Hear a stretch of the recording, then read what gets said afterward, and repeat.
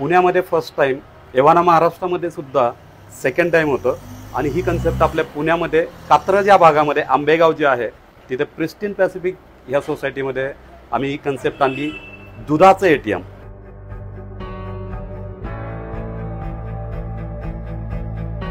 जे की माझे 2 पार्टनर्स आहेत, अभिषेक पन्हाळे आणि सचिन इंगवले. या तिघांनी मिळून आम्ही एक कन्सेप्ट आणली.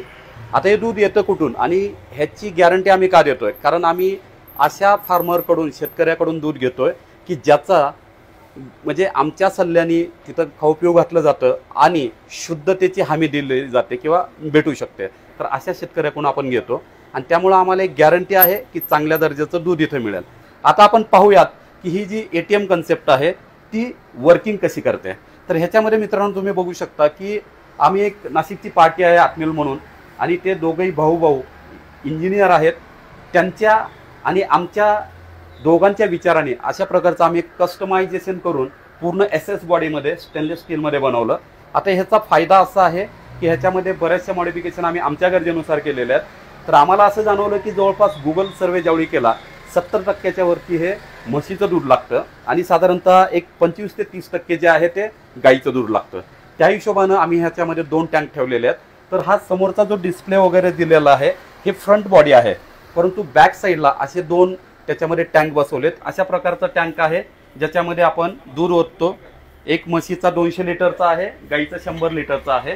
की ह्याच्यामध्ये चिलर आहे, त्याच्यामुळं उन्हाळा असू देत किंवा काही असू दे, सर्वसाधारणपणे 2 ते 4 अंश सेल्सिअसपर्यंत दूध याच्यामध्ये थंड राहतं. आणि ते थंड राहिल्यामुळं काय होतं की दुधाची गुणवत्ता टिकून राहते आणि ग्राहकांना उच्च दर्जाचं असं चांगलं दूध मिळतं. मित्रांनो, आता आपण बघूया की हे मिल्क एटीएम काम कसं करतं. तर आपण जनरली प्लास्टिक चा प्रसार नको, प्रचार नको म्हणून शक्यतो काचेची बॉटल किंवा स्टीलची केटल वापरतो. तर आता आपण एक डेमो पाहूयात. तर ही काचेची बॉटल जेवढी आपण इथं ठेवतोय, इथं वरती आम्ही मार्किंग केलेलं आहे म्हैस आणि गाय, म्हणजे बफेलो आणि काऊ. तर अशा रीतीनं आता मी तुम्हाला डेमो दाखवतो. तर हे आपलं असं रॉयल 3 मिल्क एटीएम हे आपलं कार्ड आहे. आता हे इथं फक्त टॅप करायचं. इथे टॅप केल्यानंतर असा डिस्प्ले होतो. आता त्याच्यामध्ये मी बफेलो मिल्क सिलेक्ट केलं. या बफेलोमध्ये आता आपण 750 ml काढूयात. ह्याच्यामध्ये आपण ऑप्शन दिलेलं आहे, इथं बघू शकता तुम्ही की दूध कसं पडतं आणि याच्यामध्ये पूर्ण दुधाची क्वालिटी तुम्हाला लक्षात येईल, त्याच्यामध्ये असणारं फॅट कंटेंट लक्षात येईल आणि ज्या पद्धतीनं दुधाची क्वालिटी आणि फॅट आहे तर तुम्ही पाहू शकता की प्युअर दूध आपल्या हे एटीएमद्वारे आपण ग्राहकासाठी ठेवतोय.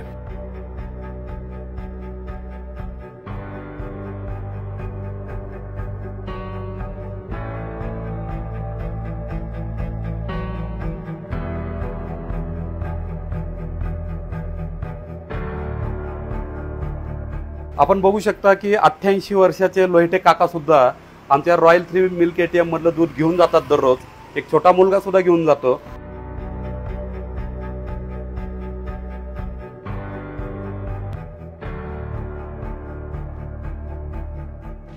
अशा रीतीनं रॉयल 3चा उपयोग प्रत्येक जण करतोय. थँक्यू.